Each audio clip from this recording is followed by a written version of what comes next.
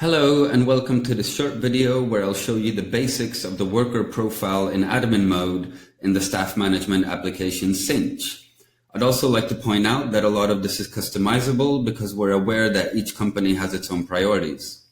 So here we find ourselves in the basic tab of a worker called John Stone with some basic contact info, personal info, as well as a wallet with a balance of £156.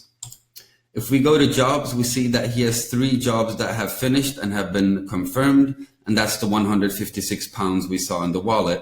And he also has 2 upcoming jobs in Royal Albert Hall. Appointments, we consider anything that's not directly related to the job, so it can be any kind of staff meetings, company parties, or even trainings, and you'll find all the ones the person has applied to right here. Probably the most important tab. Here you collect various attributes about the worker, and you can set various jobs so that they have to fulfill various attributes in order to be able to apply for the job. So for example, if you need a forklifter, then John Stone can apply because he has forklift certification.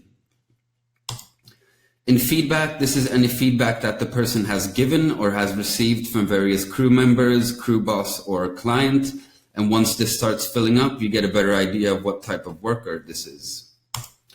In rating, you can set this up manually or automatically in the app. And again, you can set various jobs so that the person has to have a certain rating in order to be able to apply for it. The last thing I'll show you is calendar.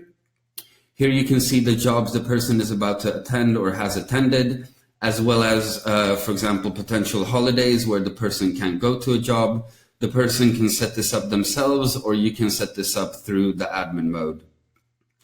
If you'd like to know more about the app, then you can set up a personalized demo with us on www.sinch.eu.